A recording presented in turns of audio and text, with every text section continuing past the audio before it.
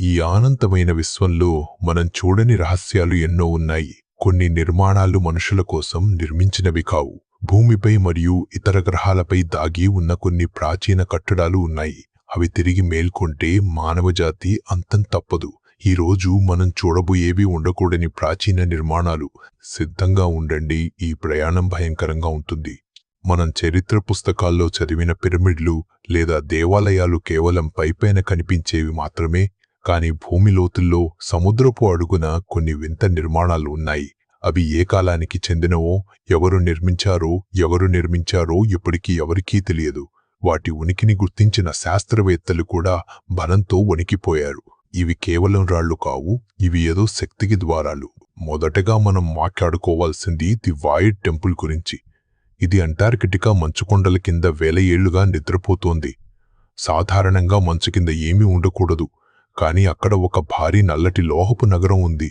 అది భూమి పుట్టకముందే అక్కడ ఉందని కొన్ని ఆధారాలు చెబుతున్నాయి. దాని లోపల వినిపించే శబ్దాలు మనుషులవి కావు. ఈ నిర్మాణం చుట్టూ ఒక వింతైన అయస్కాంత క్షేత్రం ఉంది. అక్కడికి వెళ్లిన పరిశోధకులు తమ జ్ఞాపకాలను కోల్పోవడం లేదా వింత విన్యాసాలను చూడటం వంటివి జరుగుతున్నాయి. ఆ నల్లటి లోహపు గోడలపై ఉన్న గుర్తులు నక్షత్రాల మ్యాపుల్లా ఉన్నాయి. అవి మనల్ని వేరే ప్రపంచానికి తీసుకెళ్తాయా లేక మనల్ని నాశనం చేస్తాయా అనేది ఇప్పటికీ ఒక మిస్టరీనే. ఇప్పుడు మనం అంతరిక్షంలోకి వెళ్దాం. శని గ్రహం చుట్టూ ఉండే రింగులలో ఒక వింత నిర్మాణం గుర్తించబడింది. దీనిని ది సైలెంట్ స్పైర్ అని పిలుస్తారు. ఇది కొన్ని వేల కిలోమీటర్ల ఎత్తులో ఉన్న ఒక సూది వంటి నిర్మాణం. ఇది సహజంగా ఏర్పడటం అసాధ్యం. దీనిని ఎవరో కావాలని నిర్మించారు. కాని ఎవరికోసం, దీనికోసం అనికొరు కోరయెత్తి విండిని ఇస్తా, కోరాయెత్తి వడే కురాయకు ఒడివైట ఆమె దీని నిర్మాణం గ్రహాలని అన్నికి తిరిగారా. ఈ స్పైర్ నుండి వింతైన రేడియో సిగ్నల్స్ భూమికి అందుతున్నాయి. ఆ సిగ్నల్స్ ను డీకోడ్ చేసినప్పుడు అవి మనుషుల భాషలో కాకుండా ఒక రకమైన ఆర్తనాదాలలా వినిపించాయి. ఎవరో అక్కడ బంధించబడి ఉన్నారా, లేకది మనల్ని తన వైపుకు రప్పించడానికి వేస్తున్న ఎరనా? ఈ ప్రశ్నలకు సమాధానం తెలియకపోవడమే మనకు రక్షణ. మరో ప్రమాదకరమైన నిర్మాణం సముద్రపు లోతుల్లో ఉంది. దీనిని ది అబిస్సల్ గేట్ అని పిలుస్తారు. పసిఫిక్ మహాసముద్రం అడుగున, కాంతి కూడా చేరని చోట ఒక భారీ చక్రం వంటి నిర్మాణం ఉంది. అది తిరుగుతున్నప్పుడు సముద్రంలో భారీ సుడిగుండాలు ఏర్పడుతున్నాయి. ఇది భూమి లోపల ఉన్న ఏదో ఒక చీకటి ప్రపంచానికి దారి అని నమ్ముతారు. ఈ గేట్ తెరుచుకుంటే ఏం జరుగుతుందో ఊహించుకుంటేనే వణుకు పుడుతుంది. పురాణాలలో చెప్పబడిన క్రూరమైన జీవులు లేదా ఇతర డైమెన్షన్ల నుండి వచ్చే రాక్షసులు బయటకు వచ్చే అవకాశం ఉంది. శాస్త్రవేత్తలు దీనిని పరిశోధించడానికి ప్రయత్నించారు, కానీ అక్కడికి వెళ్లిన సబ్మెరైన్లు తిరిగి రాలేదు. కేవలం భయంకరమైన అరుపులు మాత్రమే రికార్డ్ అయ్యాయి. ఇక మనం చంద్రుని చీకటి వెళ్దాం. అక్కడ దిలునార్ లాబిరింత్ అనే ఒక వింత నిర్మాణ సముదాయం ఉంది. ఇది రాళ్లతో కట్టిన భయంకరమైన చదరంగం లాంటి దారి. అక్కడ గురుత్వాకర్షణ శక్తి వింతగా పనిచేస్తుంది. మీరు ఒక అడుగు ముందుకు వేస్తే మీరు ఎక్కడికి చేరుకుంటారో ఎవరికీ తెలియదు. అది ఒక అనంతమైన జగలు లాంటిది. ఒక తెలికులో ముందుకు దియ్యలాతికా వళ్లదా. ఈ లాబిరింత్ లోపల కొన్ని విగ్రహాలు ఉన్నాయి. అవి మనుషులలాగే ఉన్నాయి, కాని వాటి కళ్ళు నల్లగా, శూన్యంగా ఉన్నాయి. అవి చూస్తున్నప్పుడు మనకు అనిపిస్తుంది అవి మనల్ని గమనిస్తున్నాయని. ఈ నిర్మాణం చంద్రునిపై ఎందుకు ఉంది? ఇది మనల్ని గమనించడానికి ఏర్పాటు చేసిన ఒక నిఘా కేంద్రమా? నిజం తెలిస్తే మనం షాక్ అవుతాము. ఇప్పుడు మనం మరింత భయంకరమైన చోటికి వెళ్దాం. బ్లాక్ హోల్ అంచునున్న ఒక నిర్మాణం గురించి విన్నారా? దానిని ది ఈవెంట్ హారిజన్ సిటీ అని పిలుస్తారు. కాలన్నక్కడ ఆగిపోతుంది. అక్కడ ఉన్న భవనాలు వికృతంగా వంగి ఉంటాయి. అక్కడ ఉన్న జీవులకు కాలం అనేస్లేదు. వారు గతంలోని భవిష్యత్తులోనూ ఒకేసారి ఉంటారు. ఈ నగరంలోకి ప్రవేశించిన ఎవరూ తిరిగి రాలేరు, ఎందుకంటే అక్కడ భౌతిక శాస్త్ర నియమాలు పనిచేయవు. మీ శరీరం ముక్కలై మీ ఆత్మ ఆ నగరంలో శాశ్వతంగా బందీ అవుతుంది. మీరు మీ స్వంత మరణాన్ని వేలసార్లు చూస్తూ అక్కడే ఉండిపోవాలి. ఇది విశ్వంలోనే అత్యంత భయంకరమైన శిక్షా కేంద్రమని కొందరు చెబుతుంటారు. భూమిపై కూడా కొన్ని నిర్మాణాలు ఉన్నాయి. ఇవి మనకు తెలియకుండానే మనల్ని ప్రభావితం చేస్తున్నాయి. హిమాలయాల లోపల ఒక రహస్య గది ఉంది. అక్కడ ఒక భారీ యంత్రం ఉంది. అది భూమి యొక్క అయస్కాంత ధ్రువాలను నియంత్రిస్తోంది. ఒకవేళ ఆ యంత్రం ఆగిపోతే భూమి తన భ్రమణాన్ని కోల్పోయి సూర్యుడి వైపుకు దూసుకెళ్తుంది.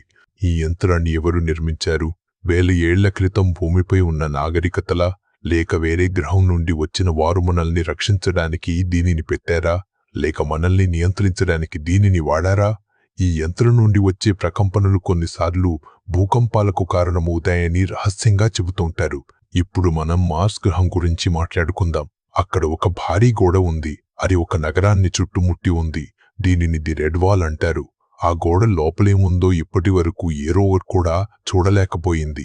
గోడపై ఉన్న చిత్రాలు ఒక వినాశనాన్ని సూచిస్తున్నాయి. ఏదో పెద్ద విపంతో ఆ నగరాన్ని నాశనం చేసింది. ఆ గోడ లోపల ఉన్నది కేవలం శిథిలాలే కావు. అక్కడ ఇంకా ఏదో ప్రాణంతో ఉంది. రోవర్లు పంపిన చిత్రాలలో కొన్ని వింతైన కదలికలు కనిపించాయి. అవి నీడల్లాగా ఉంటాయి, కాని వాటికి రూపం లేదు.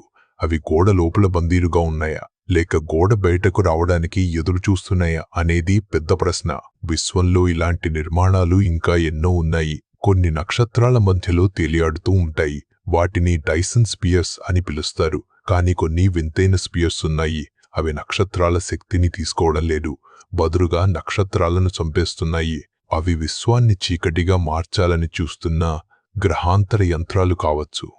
ఈ యంత్రాలు పనిచేస్తున్నప్పుడు విశ్వంలో ఒక వింతైన నిశ్శబ్దం ఏర్పడుతుంది. కాంతి లేని చోట భయం పెరుగుతుంది.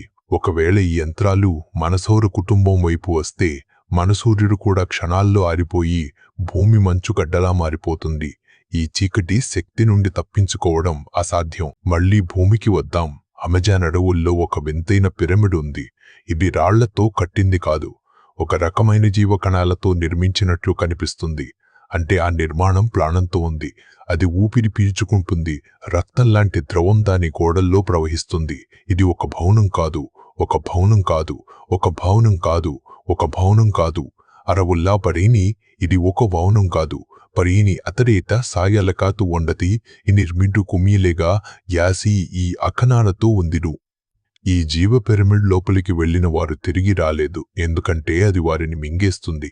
వారి జ్ఞాపకాలను, వారి శరీరాలను తనలో కలిపేసుకుంటుంది. అది వేల సంవత్సరాల నుండి ఇలాగే ఆహారం కోసం వేచి చూస్తోంది. అడవిలోని తెగలు దీనిని దేవతని పిలుస్తాయి, కానీ నిజానికి ఇది ఒక పరంగ్రహ రాక్షసి. ఇప్పుడు మనం మాట్లాడబోయేది ది గ్లాస్ టవర్స్ గురించి. ఇవి సౌర కుటుంబానికి దూరంగా ఒక శూన్య ప్రాంతాల్లో ఉన్నాయి. ఈ టవర్లు పూర్తిగా గాజుతో చేసినట్లు ఉంటాయి, కాని అవి వజ్రం కంటే గట్టివి. వాటి లోపల కొన్ని వింతైన జీవులు నిద్రపోతున్నాయి. అవి మేల్కొంటే విశ్వంలో యుద్ధం మొదలవుతుంది. ఈ టవర్ల నుండి వచ్చే కాంతి మన మెదడులోని ఆలోచనలను మార్చగలదు. మీరు ఆ కాంతిని చూస్తే మీరు మీ నియంత్రణను కోల్పోతారు. మీరు ఆ టవర్ల వైపు ఆకర్షితులవుతారు. మీరు అక్కడికి చేరుకున్నాక మీ శరీరం గాజుగా మారిపోతుంది. మీరు కూడా ఆ టవర్లలో ఒక విగ్రహంగా మారి శాశ్వతంగా అక్కడే ఉండిపోతారు. విశ్వంలో మరో వింత నిర్మాణం ది ఫ్లోటింగ్ ఐలాండ్స్. ఇవి గాలిలో తేలే ద్వీపాలు కావు. ఇవి కాలంలో తేలే నిర్మాణాలు. ఇవి ఒక్కోసారి నిల్వచావిటతువుల్లో కనిపిస్తాయి, ఒక్కోసారి త్రెల్టియల్మ సంవత్సరాల భవిష్యత్తులో కనిపిస్తాయి. వీటిని దర్శించిన వారు కాలచక్రంలో చిక్కుకుపోయి తమ ఉనికిని కోల్పోతారు. ఈ ద్వీపాలపై ఉన్న భవనాలు ప్రతి నిమిషానికి మారుతూ ఉంటాయి. ఇక్కడ మీరు మీ చిన్నప్పటి రూపంలో ఉండవచ్చు, లేదా ముసలివారిగా మారిపోవచ్చు. ఈ నిర్మాణాలు కాలానికి వ్యతిరేకంగా నిర్మించబడ్డాయి. వీటిని నిర్మించిన వారు కాలాన్ని జయించాలనుకున్నారు, కాని చివరికి కాలమే వారిని మింగేసింది. ఇక మనం భూమిపై ఉన్న అత్యంత రహస్యమైన ది షాడో సిటీ గురించి తెలుసుకుందాం. ఇది టిబెట్ పర్వతాల కింద చీకటిలో ఉంది. ఇక్కడ కాంతి ఉండదు, కేవలం నీడలు మాత్రమే ఉంటాయి. ఇక్కడ ఉండే ప్రజలు మనుషులు కావు, వారు కేవలం జ్ఞాపకాల రూపంలో మిగిలిపోయిన నీడలు. ఈ నగరంలో మీరు మీ స్వంత నీడను కోల్పోవచ్చు. మీ నీడ మిమ్మల్ని విడిచిపెట్టి తనకంటూ ఒక ప్రత్యేకమైన జీవితాన్ని ప్రారంభించుకుంటుంది. మీ నీడ మీకంటే శక్తివంతంగా మారి మిమ్మల్ని బానిసగా చేసుకుంటుంది. ఈ నగరం నుండి తప్పించుకోవడం అంటే మీ ఆత్మను తిరిగి పొందడం అని అర్థం. విశ్వంలోది సైలెంట్ లైబ్రరీ అనే ఒక నిర్మాణం ఉంది. అక్కడ విశ్వంలో జరిగిన ప్రతి విషయం పుస్తక రూపంలో ఉంది. కానీ ఆ పుస్తకాలను చదవాలంటే మీరు మీ జీవితంలోని ఒక ముఖ్యమైన జ్ఞాపకాన్ని బలి ఇవ్వాలి. మీరు ఎంత ఎక్కువ తెలుసుకుంటే మీరు అంతగా మీ గుర్తింపును కోల్పోతారు. ఈ లైబ్రరీలో ఒక పుస్తకం ఉంది. అందులో మీ భవిష్యత్తు రాసి ఉంది. మీరు దానిని చదివితే ఆ భవిష్యత్తు తప్పకుండా జరుగుతుంది. కానీ ఆ పుస్తకాన్ని చదివిన ప్రతి ఒక్కరూ చివరికి పిచ్చివారైపోయారు. ఎందుకంటే వారు తమ మరణాన్ని మరియు విశ్వవంతాన్ని ముందే చూశారు. మళ్ళీ ఒక భయంకరమైన నిర్మాణం గురించి మాట్లాడుకుందాం.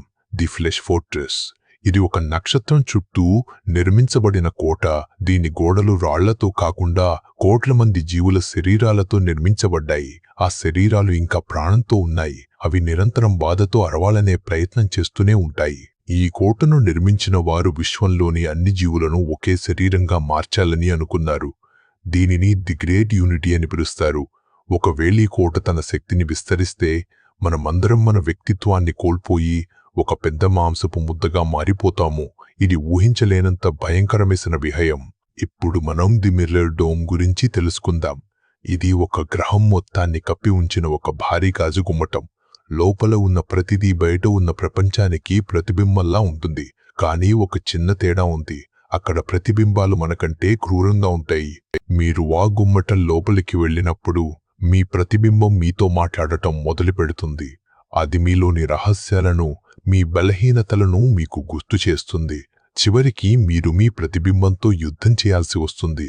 మీరు గెలిస్తే మీరు బయటకు వస్తారు, లేదంటే మీరు బయటకు వస్తారు, లేదంటే మీరు ప్రతిబింబంగా మారి లోపలే ఉండిపోతారు. విశ్వంలో ది గ్రేట్ రింగ్ అనే ఒక నిర్మాణం ఉంది. ఇది కొన్ని కాంతి సంవత్సరాల పొడవున్న ఒక భారీ వలయం. దీనిని ఎవరు నిర్మించారో తెలియదు, కానీ ఇది విశ్వంలోని శక్తిని ఒకే చోట కేంద్రీకరిస్తోంది. ఇది ఒక భారీ బ్యాటరీస్తోంది. ఇది ఒక భారీ బ్యాటరీ లాంటిది. దీని శక్తి పూర్తయితే విశ్వంలో కాంతి పూర్తిగా ఆరిపోతుంది. ఈ రింగ్ నుండి కొన్నిసార్లు వింతైన జీవులు బయటకు వస్తాయి. అవి కాంతిని ఆహారంగా తీసుకుంటాయి. అవి ఒక గ్రహం మీదకు వస్తే అక్కడ ఉన్న సూర్యకాంతిని క్షణాల్లో పీల్చేస్తాయి. ఆ గ్రహం చీకటిలో మునిగిపోయి అక్కడి జీవులన్నీ చనిపోతాయి. ఈ రింగ్ మన వైపు వస్తుంటే మనం ఏం చేయగలం? ఇక భూమిపై ఉన్న ది వైట్ సిటీ గురించి మాట్లాడుకుందాం.